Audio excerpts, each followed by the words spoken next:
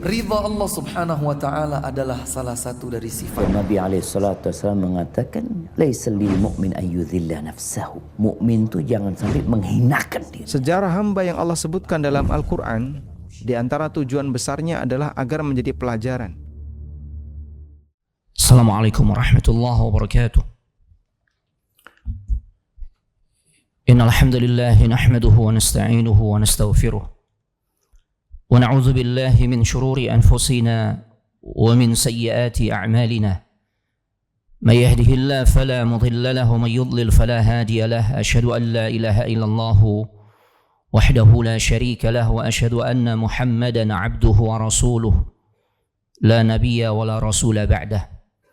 Allahumma salli wa sallim ala nabiyyina Muhammadin wa ala alihi wa ashabihi ajma'in. Ya ayyuhalladzina amanu ittaqullaha haqqa tuqatih wa la tamutunna illa wa antum muslimun. Ya ayyuhalladzina amanu ittaqullaha wa qulu qawlan sadida yuslih lakum a'malakum wa yaghfir lakum dhunubakum wa may yuti'illaha wa rasulahu فقد فاز فوزا عظيما وبعد فإن أحسن الكلام كلام الله وخير الهدى هدى محمد صلى الله عليه وآله وسلم وشر الأمور محدثاتها وكل محدثة بدعة وكل بدعة ضلالة وكل ضلالة في النار. أما بعد أيها الإخوان والأخوات في الله عزني الله وإياكم. Jamaah salat zuhur Masjid Jami' As-Sakinah yang semoga dimuliakan oleh Allah Subhanahu wa taala. Alhamdulillah, kita sangat bersyukur kepada Allah Subhanahu wa taala di kesempatan siang hari ini memasuki hari ke-20 di bulan Dzulqa'dah 1445 Hijriah yang juga bertepatan dengan tanggal 29 Mei 2024. Bi'aunillahi wa taufiqihi, dengan pertolongan serta taufik dari Allah Subhanahu wa taala, kita semua bisa kembali dikumpulkan dalam majlis yang sangat mulia. Tidak lain majlis tersebut adalah majlis ilmu, yang tentu harapan kita semua adalah lewat majlis ilmu yang kita hadiri di kesempatan siang hari ini menjadi salah satu sebab jalan kemuliaan yang akan kita dapatkan dari Allah Subhanahu wa taala. Apa jalan kemuliaan tersebut? Tidak lain, kita berharap lewat majelis ini menjadi salah satu sarana yang akan memudahkan langkah kita untuk bisa masuk ke dalam syurganya Allah Subhanahu wa taala. Sebagaimana yang Nabi sallallahu alaihi wasallam pernah janjikan, man salaka tariqan yaltamisu fihi ilman sahalallahu lahu bihi tariqan ilal jannah. Barang siapa yang melangkahkan kaki untuk bisa hadir ke dalam majelis ilmu, Allah akan mudahkan jalan orang tersebut untuk bisa masuk ke dalam syurganya. Sebagaimana yang sering juga Anda sampaikan, terlebih aktivitas kita menuntut ilmu di siang hari ini kita jalani di waktu yang berat sebenarnya ya. Nah, karena memang waktu setelah sholat zuhur ini enaknya ngapain cuma? Tidur siang ya, qailulah. Nah, tapi alhamdulillah kita paksakan diri ya untuk duduk di dalam majlis ini. Insyaallah kita akan mendapatkan faedah ilmu yang mudah-mudahan itu bisa menjadi nutrisi untuk hati kita agar lebih beriman kepada Allah Subhanahu wa taala ya, dan mudah-mudahan itu bisa menjadi bekal terbaik untuk kita bawa nanti di kehidupan akhirat. Allahumma amin. Baik, melanjutkan pembahasan tazkiyatun nafas. Di 2 pekan yang lalu kami sudah sampaikan muqaddimah tentang betapa pentingnya kita belajar tazkiyatun nafas. Sampai-sampai Allah mengatakan di antara keberuntungan seseorang atau orang tersebut masuk kategori bagian dari orang-orang yang beruntung tatkala dia mau mentazkiyah dirinya, membersihkan jiwanya. Qad aflaha man tazakka. Ya, sungguh beruntung orang-orang yang mau membersihkan hatinya. Ya. Nah, di antara bab yang dibahas oleh Syekh Ahmad Farid di awal-awal pembahasannya itu adalah bab tentang al-ikhlas. Jadi beliau mengawali pembahasan dalam kitab beliau Tazkiyatun Nafas dengan mengangkat tema yang berkaitan dengan ikhlas. Dan ini pilihan yang tepat. Ya. Karena sesungguhnya ikhlas ini sangat penting di dalam setiap aktivitas apapun yang kita jalani. Apakah itu yang berkaitan dengan ibadah atau sebenarnya tidak ibadah, tapi dia niatkan aktivitas tersebut untuk menghamba kepada Allah Subhanahu wa taala, maka insya Allah amalan tersebut menjadi bernilai ibadah.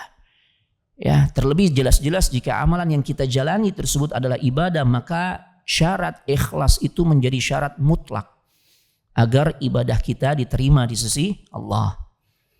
Dalil pijakannya ini sering kita dengar, bahkan ana yakin kita semua sudah menghafalnya. Surah Al-Bayyinah ayat kelima. وَمَا أُمِرُوا إِلَّا لِيَعْبُدُوا اللَّهَ مُخْلِصِينَ لَهُ الدِّينَ. Tidaklah kita diperintahkan oleh Allah untuk melaksanakan beragam macam variasi ibadah, melainkan ibadah-ibadah tersebut kita persembahkan hanya untuk Allah. Ya, taib. Nah dari sini kita memahami bahwasanya ikhlas ini ternyata berbeda pengertiannya dengan yang selama ini kita fahami. Kalau kita melihat dari sudut pandang bahasa Indonesia, seringkali orang salah di dalam menempatkan kata ikhlas. Ya, yang sering berkembang atau yang sering dipakai kata ikhlas ini ketika misalnya kondisi yang kita alami nggak sesuai harapan. Misalnya ada seseorang diuji, orang yang dicintainya meninggal. Kemudian temannya datang dalam rangka menghibur dirinya, dia katakan, bro yang ikhlas ya. Ya, semua sudah ketentuan Allah, ente ikhlas ya. Tuh, Masya Allah. Ya. Nah kalau ikhlas ditempatkan pada konteks yang seperti itu, pastilah kita bisa paham. Berarti makna ikhlas itu apa? Rela ya, ridho.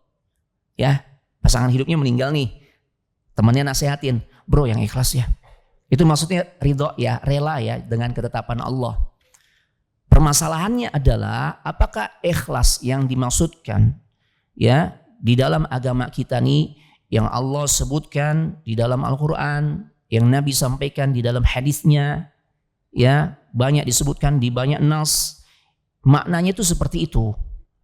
Ini karena kadangkala mustalahat, istilah-istilah yang ada di dalam syariat kita nih, ya di dalam agama Islam, ya tatkala itu sudah diterapkan dalam konteks bahasa Indonesia, maka maknanya mengalami degradasi. Ini semua.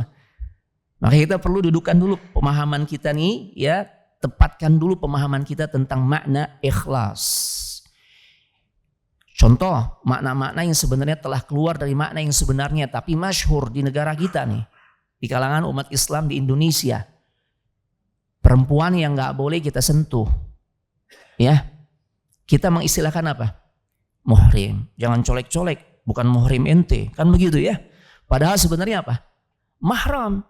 Karena kalau kita gunakan kata muhrim, walaupun ini kata udah tersebar nih, begitulah ungkapan yang sering kita sampaikan.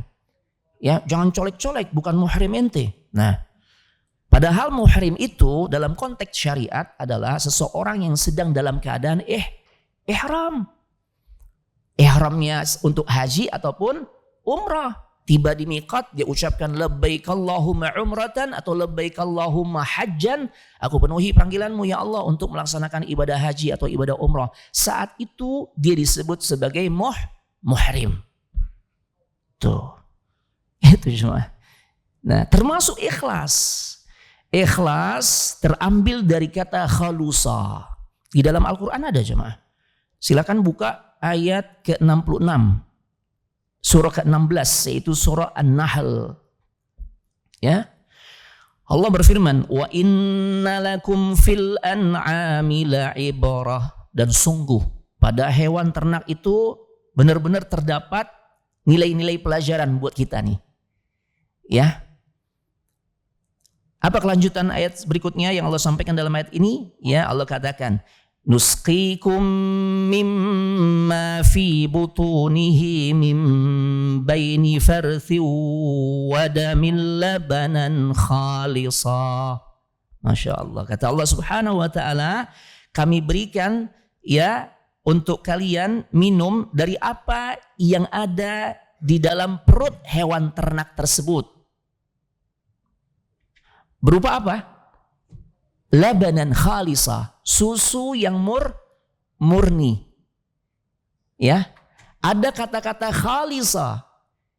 Khalisa di sini satu akar kata dengan kata ikhlas.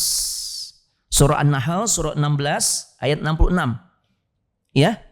Ada kata-kata khalisa ketika Allah menggambarkan yang Allah berikan buat kita konsumsi minuman yang sangat menyehatkan, sa'ighal lisyaribin, ya, yang mudah untuk kita konsumsi dan memiliki nutrisi sangat banyak, yaitu susu. Susunya itu khalisa. Khalisa itu murni, ya, tidak terkontaminasi oleh unsur yang sebenarnya posisinya sangat dekat dengan tempat susu itu berada, ya,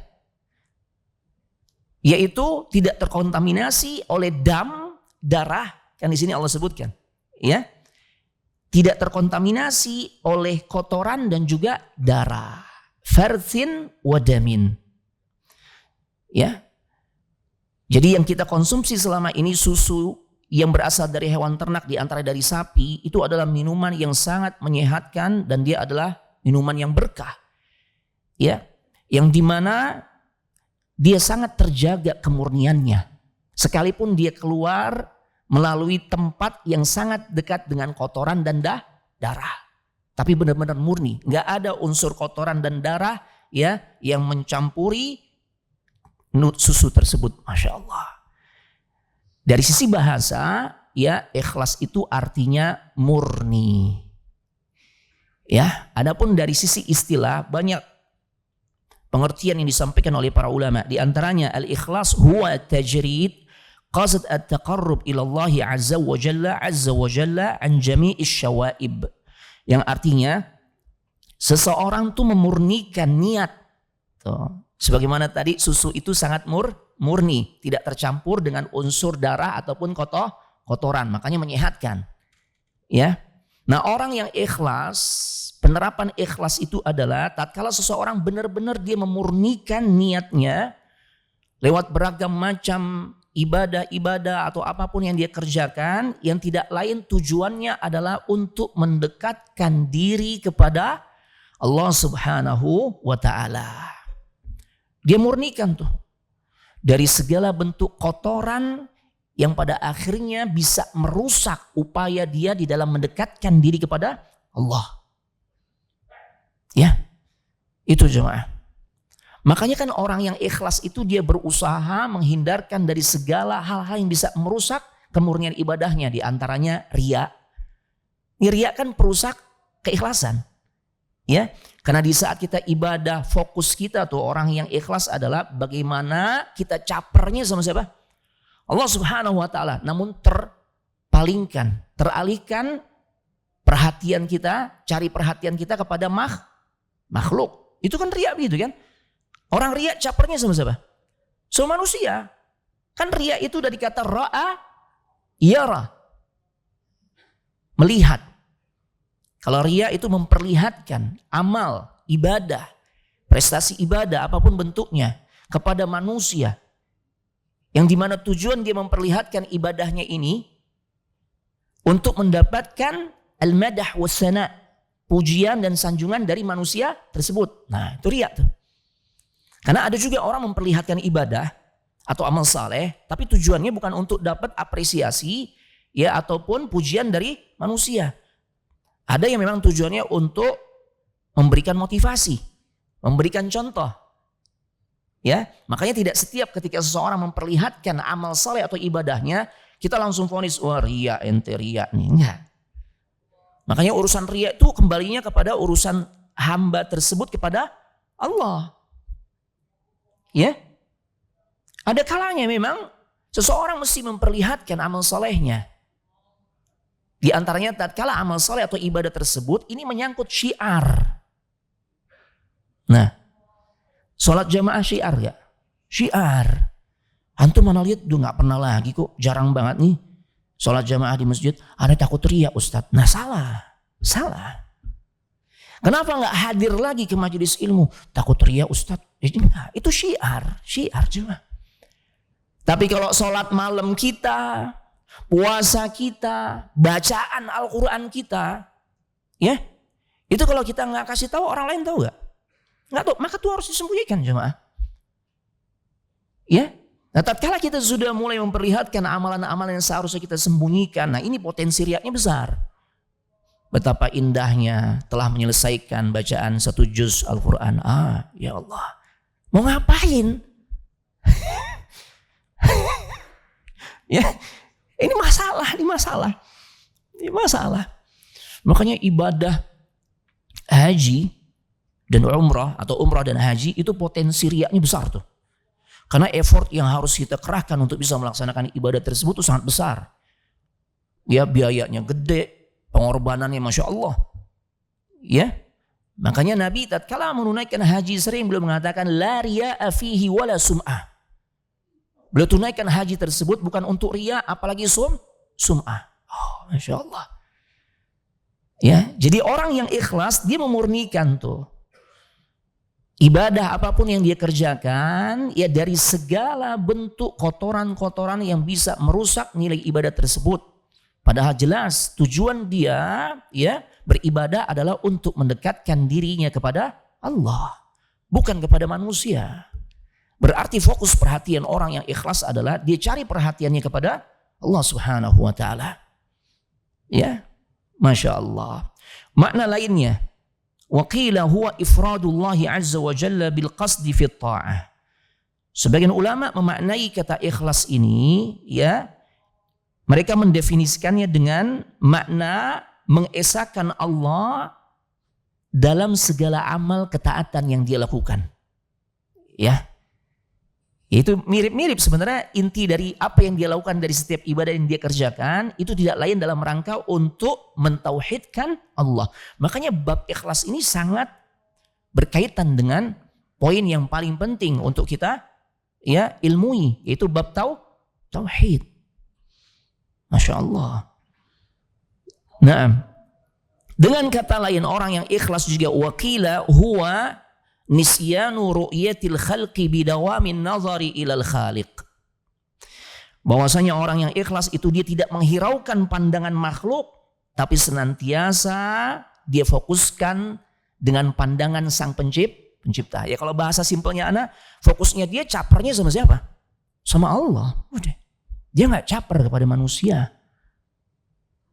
Ya, ini jemaah. Masya Allah.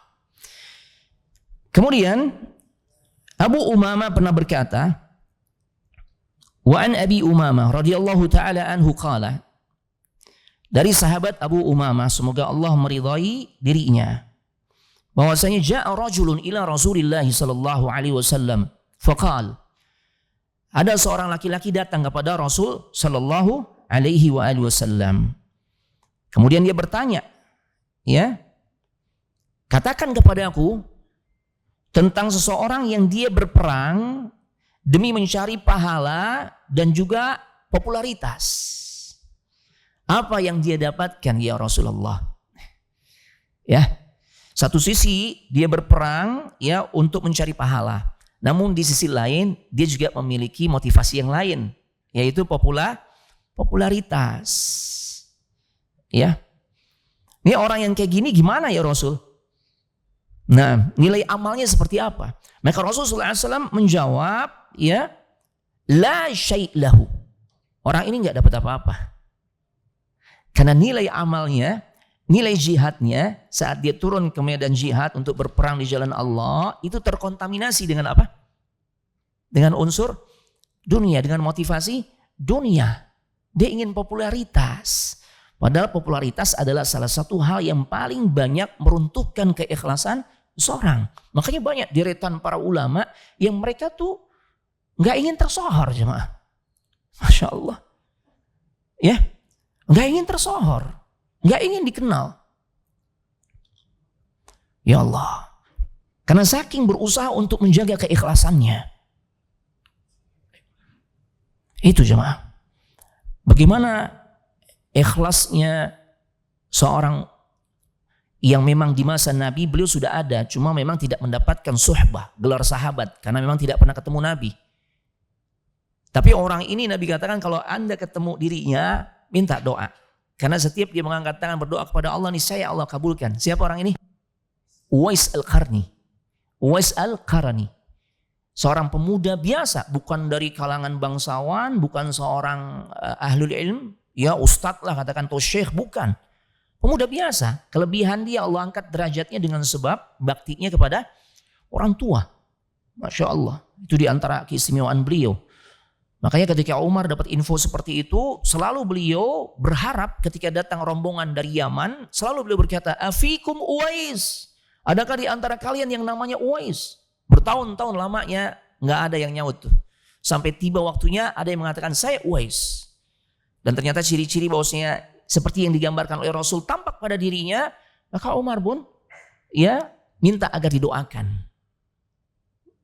oleh dirinya. Doa-doa kebaikan tentunya, bagaimana selamat di kehidupan akhirat, Allah ampuni dosanya dan sebagainya. Sehingga pada akhirnya ya menjadi masyhurlah dirinya. Mulai viral. Tapi apa yang beliau lakukan? Tatkala beliau tahu dirinya sudah banyak diketahui oleh orang lain, maka dia pergi tuh dari kampungnya. Allahu Akbar. Ya tidak lain motivasinya karena beliau nggak ingin tersohor jemaah. Ya. Taib. Bapak Ibu jemaah sekalian semoga dimuliakan oleh Allah Subhanahu wa taala. Ana sampaikan beberapa tips yang disampaikan oleh para ulama. Bagaimana kiat-kiat untuk bisa ikhlas. Ya. Nah, karena waktu kita sempit nih. Tentu metode penyampaian Ana tidak letterlek ya. Nanti insya Allah disiapkan oleh pengurus kitab yang kita jadikan rujukan, paling tidak materi-materinya ini tersusun secara rapi ya. Kalau kita memang menggunakan kitab di dalam sebuah kajian ya, itu kitab Tazkiyatun Nafas yang ditulis oleh Fadilatul Syekh Dr. Ahmad Farid, dan ini edisi terjemahannya ya. Yang tadi Anda sampaikan itu dalam edisi Arabnya ya, bahasa Arabnya. Taib. Baik, di antara tips-tips yang disampaikan oleh para ulama untuk bisa ya meraih keikhlasan, karena ikhlas ini sangat penting. Dia menjadi salah satu syarat ibadah kita ini diterima atau enggak. Kita enggak mau sia-sia. Segala sesuatu kita udah kerahkan untuk beribadah kepada Allah, tapi ternyata nilainya zong, nol. Dengan sebab apa? Enggak terpenuhi syaratnya. Syarat yang pertama yaitu ikhlas. Makanya poin ikhlas sangat penting. Pantas kalau kemudian Syekh Dr. Ahmad Farid menempatkan tema bahasan pertamanya itu ya di bab ikhlas. Ya. Taib. Yang pertama, untuk bisa ikhlas kita harus berusaha memiliki sifat muraqabatullah. Nih jemaah. Apa sih muraqabatullah? Perasaan merasa terus diawasi oleh Allah Subhanahu wa taala. Ini dia. Sikap senantiasa merasa Allah terus mengawasi kita. Ya, apapun gerak-gerik kita itu akan dinilai oleh Allah. Apapun. Sesuatu yang terlintas dalam hati. Ini kalau udah bicara ikhlas nih bahasannya tentang apa? Hati kan? Allah tahu. Allah awasi itu. Lurus tidaknya niat kita. Ikhlas enggaknya motivasi kita. Allah tahu. Karena dalam surah Ghafir Allah menegaskan, ya'lamu kha'inatal a'yun wa ma tukhfis sudur. Allah dia tahu pengkhianatan pandangan mata seseorang dan apapun yang disembunyikan di dalam hatinya. Ya kadang-kala kan orang tuh ya dengan pandangan matanya dia menunjukkan kebencian yang saudaranya nggak tahu tuh, ya kan? Tapi Allah tahu tuh pengkhianatan yang dilakukan oleh mata hambanya. Dan kita berlindung tuh. Lewat pandangan mata bisa menimbulkan dampak buruk. Itu kan dibahas oleh para ulama. Ya di antaranya menimbulkan dampak ain. Ini. Ya. Taib jemaah. Tapi bukan itu bahasan kita ya. Ada sesuatu yang menarik juga tuh. Karena pernah diminta oleh para dokter untuk isi kajian. Ternyata tuh dokter minta, Ustadz temanya kupas tuntas tentang ain. Wah luar biasa, menarik juga nih. Kenapa dok? Iya Ustadz, kita sering kali dihadapkan pada kondisi mentok Ustadz. Tinjauan medis dengan peralatan canggih dan sebagainya. Ya yang kami miliki, keilmuan yang kami pelajari ternyata tidak bisa mengungkap penyakit yang diderita oleh beberapa pasien kami. Setelah kami ikuti kajian Ustadz, oh Masya Allah ternyata ada nih penyakit-penyakit yang memang tidak bisa ditinjau dari sisi medis. Di antaranya adalah ain. Itu pernah tuh dibahas itu ya. Masya Allah. Taib. Jadi di ayat ini, Ghafir ayat 19 Allah mengatakan, dia sangat mengetahui, maha mengetahui khainatul a'yun, pengkhianatan yang dilakukan oleh mata kita tuh. Wa ma tukhfis sudur. Dan apapun yang disembunyikan oleh hati kita semua Allah tahu jemaah. Nah kalau kita sadar bahwasanya Allah subhanahu wa ta'ala melihat semua gerak-gerik yang kita tunjukkan. Apakah yang sifatnya zahir ataupun yang gak nampak dalam hati kita. Nah ketika kita sadar dan yakin Allah tahu tentang hal ini. Disitulah kita sedang menunjukkan sifat muraqabah. Dan saat itulah kita telah mulai mencapai derajat ihsan. Ya. Kan ada tingkatan-tingkatan yang Masya Allah luar biasa terkait keberagaman seseorang. Islam level awal. Kemudian masuk pada tingkat yang lebih tinggi. Iman. Yang ketiga, ihsan. Itu tingkat paling tinggi tuh. Sebagaimana hadis Jibril. Kalau kita bahas Arba'in An-Nawawi di hadis kedua tuh. Bahsun tawil. Pembahasan panjang. Masya Allah.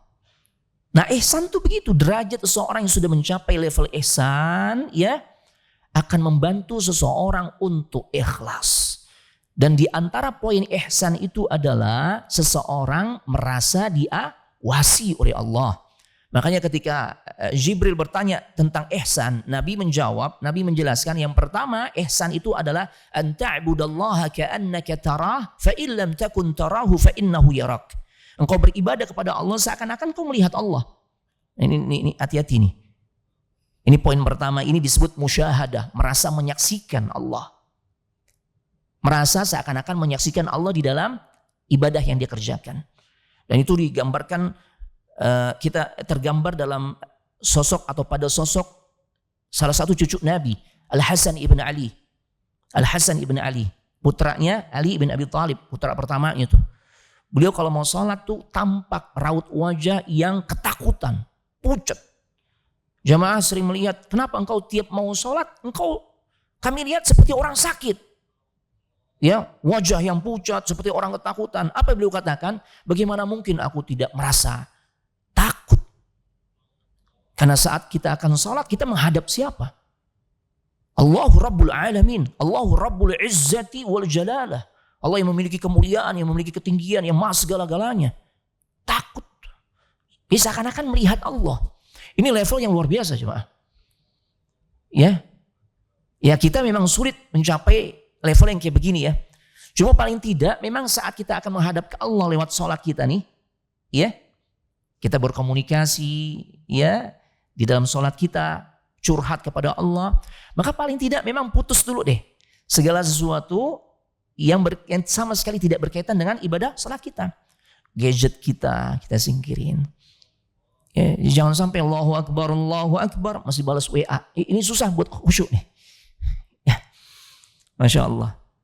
Nah ini jemaah. Jadi seseorang yang mencapai level ihsan, level pertama seakan-akan dia melihat Allah tatkala beribadah. Atau kalau dia enggak mencapai derajat yang pertama dari level ihsan ini, paling enggak yang kedua yang disebut muraqabah. Fa illam takun tarahu fa innahu yarak. Jika engkau enggak bisa merasakan sensasi saat ibadah seakan-akan engkau melihat Allah, ini seakan-akan ya. Ya, makanya untuk ikut kajian tuh memang harus dengan totalitas, khususnya jangan ngantuk karena khawatir waduh Ustaz Forozi ngajarin enggak nih. Ya, masa ibadah ngelihat Allah. Ini seakan-akan nih. Ya karena ngantuk akhirnya nerimanya kan setengah-setengah gitu ya. Kata seakan-akannya hilang tuh. Waduh, Nabi Musa aja nggak kuat ya tatkala menyampaikan keinginannya untuk melihat Allah. Allah perlihatkan cahayanya, maka gunung yang ada di dekatnya hancur, summa sa'iqah. Nabi Musa ambruk. Gimana nih mau melihat? Enggak, seakan-akan nih. Kalau nggak bisa mencapai level yang seperti itu, sensasi itu kita nggak bisa rasakan. Yang kedua, muraqabah. Fa in lam takun tarahu fa innahu yarak. Ya, engkau tidak bisa merasakan seakan-akan melihat Allah, tapi yakini bahwasanya Allah melihat dirimu, merasa diawasi. Ini coba. Ya. Karena kalau orang sudah mencapai level yang seperti ini, pastinya dia akan sibuk dengan penilaian Allah terhadap ibadah-ibadah yang dia kerjakan. Ya, terkait apapun segala bentuk upaya dia untuk membersihkan dirinya dari beragam macam ibadah yang dia kerjakan, yang dia fokuskan adalah bagaimana penilaian Allah terhadap dirinya. Karena dia sadar banget dia sedang diawasi oleh Allah Subhanahu wa taala. Otomatis orang ini terlalaikan untuk sibuk ya mencari penilaian manusia. Karena kesibukannya adalah mencari penilaian dari Allah. Otomatis dia terlalaikan tuh dari penilaian manusia. Ini jemaah. Ya. Taib. Yang kedua, untuk bisa ikhlas, berharaplah penilaian Allah, masih kaitannya dengan kesatu sebenarnya. Ya, cuma dirinci lagi. Meskipun aktivitas yang kita jalani itu adalah aktivitas muamalah kita kepada manusia. Ya, kalau sholat, itu kan memang jelas ya ibadah mahdhah. Kita sedang beribadah yang benar-benar murni jalinan hubungan kita kepada siapa? Sang Pencipta, kepada Allah. Tapi kan ternyata tatkala aktivitas yang kita lakukan itu berkaitan dengan hubungan kita kepada manusia atau kepada selain Allah, yang memang ya semua itu dalam rangka untuk mencari ridho dan cintanya Allah, itu bernilai ibadah juga gak? Ibadah juga. Makanya yang kedua ini para ulama katakan ya, berharaplah penilaian Allah, tetap nih berharap penilaian Allah meskipun aktivitas yang kita jalani ini adalah bentuknya muamalah dengan selain Allah atau dengan manusia misalnya. Ini jemaah. Masya Allah. Ya. Karena ibadah para ulama jelaskan secara umum ada dua. Ibadah mahdhah yang murni kaitannya hubungan kita selaku hamba dengan Sang Pencipta. Salat, puasa, kemudian doa, ya, baca Al-Quran, itu murni tuh. Ya, ibadah yang kita jalani tatkala kita menjalin hubungan dengan Allah. Namun yang kedua, yaitu ibadah yang berkaitan dengan muamalah kepada sesama manusia. Seperti bakti kepada orang tua. Ya, membantu sesama, bersedekah. Ini bersentuhan nggak dengan manusia? Ya kan, berinteraksi dengan manusia kan? Masya Allah. Ya, jangan sampai kita lalai ini. Tatkala kita fokus untuk merapikan keikhlasan kita nih saat menjalin hubungan kepada Allah, tapi kita juga nggak menata nih keikhlasan kita saat kita menjalin ya hubungan kepada manusia lewat ibadah-ibadah yang kita kerjakan, sedekahkah, bakti kepada orang tua kah, dan sebagainya. Nah, karena ibadah-ibadah yang bentuknya seperti ini juga rawan dengan terkena penyakit riya, jemaah. Ya. Nah, kita sering bangga tuh. Kita udah bisa bantu tetangga. Kita udah bisa memberi nafkah yang di atas rata-rata para suami berikan kepada istrinya. Nah, dan kebanggaan itu memang di antara targetnya kita berharap dapat apresiasi, ucapan terima kasih, pujian dan sebagainya. Nah, ini jemaah. Seharusnya kita fokuskan, ana tuh memberikan nafkah untuk istri ana ya lebih dibandingkan laki-laki lain, suami lain ya dia yang dia berikan kepada istrinya, tidak lain karena memang ini perintah Allah. Jadi fokusnya kembali kepada Allah, penilaian Allah Subhanahu wa taala. Walaupun amalannya amalan yang sifatnya jalinan hubungan kita kepada selain Allah. Itu jemaah. Kita berbakti sama orang tua karena memang Allah perintahkan. Wa qadha rabbuka alla ta'budu illa iyyahu wa bil walidaini ihsana. Allah telah menetapkan, Allah telah mewajibkan, ya Rabbmu telah menetapkan, telah mewajibkan kepada dirimu untuk tidaklah menyembah kecuali hanya kepada Allah. Yang berikutnya perintah Allah ya, perintah Allah berikutnya yang Allah sampaikan dalam ayat tersebut, dan berbuat baiklah, berbaktilah kepada kedua orang tuamu. Fokus kita tuh tatkala berbakti adalah bagaimana agar Allah menilai ini sebagai sebuah amal saleh yang diterima. Karena kalau ikhlas yang kita dasari di dalam berbakti, yang menjadi dasar kita di dalam berbakti kepada orang tua, kadangkala atau seringkali kan, ya kita menghadapi kejengkelan. Ya, dengan perilaku apalagi orang tua yang kita saat itu ingin tunjukkan bakti kita kepadanya sudah mencapai usia yang sepuh. Itu kan makin benar-benar menguras emosi kita nih. Tapi tatkala ya dia ikhlas, maka fokusnya adalah ya karena saya ingin mendapatkan penilaian terbaik dari Allah Subhanahu wa taala lewat amalan-amalan yang sebenarnya itu jalinan hubungan diri saya kepada manusia. Yang berikutnya jemaah, berusaha melupakan segala penilaian manusia. Nah ini jemaah, nih orang-orang zaman sekarang sulit nih untuk mempraktekkan hal ini. Karena rata-rata ya itu selalu berharap apresiasi dari manusia. Penilaian dari manusia. Ya. Naam. Lain halnya kalau di dunia kerja ya. Di dunia kerja kan memang ada prestasi yang dimana dinilai oleh atasan dan sebagainya. Ya tatkala kita memang profesional, menjalankan amanah, diberikan penilaian, ya sudah. Itu karunia dari Allah. Tapi bukan itu motivasi utamanya sebenarnya. Ya. Taib. Kemudian jemaah, kalau sekiranya seseorang hanya berharap penilaian dari manusia, Allah bisa saja tuh ya mewujudkan keinginannya tersebut. Akan tetapi nilai amalnya menjadi tidak bernilai di sisi Allah, sebagaimana hadis yang dimana disampaikan hadis ini oleh Abu Hurairah. Dan Abu Hurairah saat menyampaikan hadis ini, beliau sampai pingsan jemaah berkali-kali karena merasa hadis ini nih khawatir berkaitan juga dengan dirinya.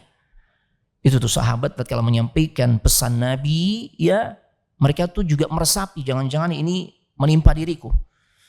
Tentang 3 golongan yang mereka punya prestasi ibadah, bukan pelaku kejahatan jemaah. Ini punya prestasi ibadah dan ibadahnya nggak kaleng-kaleng jemaah. Ya. Yang pertama berjihad di jalan Allah, yang kedua ahlul ilmi, menyampaikan ilmu, belajar ilmu agama. Yang ketiga orang yang dermawan. Ini kan luar biasa. Tapi ternyata ketiganya ini kalau kita boleh bahasakan, mereka adalah pentol korek api neraka. Golongan yang pertama yang menjadikan api neraka itu semakin membesar. Mereka lah golongan yang pertama kali Allah lemparkan ke dalam neraka. Ternyata bukan pelaku kesyirikan. Ya, bukan pembunuh kelas kakap, bukan. Ya. Tapi mereka-mereka yang secara zahir punya prestasi ibadah. Turun ke medan jihad, rajin menyampaikan ilmu dan hadir duduk di majelis ilmu. Atau orang yang selalu berdonasi di pintu-pintu kebaikan. Tapi semuanya ya dilemparkan ke dalam neraka. Kenapa? Karena tidak lain motivasi mereka beramal adalah untuk mendapatkan pujian, penilaian dari manusia. Terakhir, bagaimana kiat untuk bisa ikhlas? Ya, ikhfa amalus saleh, sembunyikan amal saleh kita. Ya. Nabi sallallahu alaihi wasallam pernah bersabda, "Man istata'a minkum an yakuna lahu khabi'un min amalin salih falyaf'al." Barang siapa di antara kalian yang bisa untuk memiliki amal saleh yang tersembunyi, maka lakukan. Karena kalau orang bisa menyembunyikan amal salehnya, peluang dia untuk ikhlas lebih besar dibandingkan ya yang memperlihatkan amal salehnya. Walaupun tadi ya rambu-rambunya, kecuali jika memang amal saleh tersebut berkaitan dengan syiar. Ya ini pun harus tetap di hati, ditata nih hatinya. Ya, memang sih aktivitas menuntut ilmu itu syiar. Tapi ya nggak perlu juga lah. Setiap kita hadir selalu kita posting tuh. Misalnya background apanya? Ustadznya gitu. Seakan-akan memberitahu anak hadir di sini loh gitu. Nah seperti itu. Cuma paling tidak nih ya Ketika memang ada orang melihat kita itu tidak menjadi masalah. Ya, atau kita ketemu dengan seseorang kita ajak dia, silakan. Nah. Kemudian salah seorang ulama yang bernama Al-Khuraibi pernah berkata tentang para ulama terdahulu, kanu yastahibbuna an yakuna lirrajuli khabi'ah min amalin salih. La ta'lamu bihi zawjatuhu wala ghairuha. Saking mereka menyembunyikan amal salehnya atau ibadahnya, para salaf terdahulu, ya, sampai-sampai mereka sembunyikan ibadah atau amal salehnya dari pasangan hidup mereka. Ya Allah. Ya, kita tahu nggak ada yang bisa kita sembunyikan dari pasangan hidup kita kan? Masya Allah. Makanya kan baik tidaknya kita kan, kalau statement yang keluar yang mengatakan kita baik itu dari orang terdekat, bukan dari orang luar. Karena orang terdekat itu paling tahu tentang jati diri kita cuma. Tapi ternyata ada salaf-salaf terdahulu yang memang kebanyakan mereka tuh menyembunyikan amal salehnya sekalipun kepada orang yang paling dekat dalam kehidupannya. Dalam rangka apa? Menjaga keikhlasan jemaah. Baik, ini bisa Ana sampaikan. Wallahu ta'ala a'la wa a'lam. Mudah-mudahan manfaat ya. Ana mohon maaf sekiranya banyak kekhilafan dan itu kita mohon ampun kepada Allah ya. Kita tutup dengan doa kafaratul majlis. Subhanakallahumma wa bihamdik. Asyhadu an la ilaha illa anta astaghfiruka wa atubu ilaik. Assalamualaikum warahmatullahi wabarakatuh.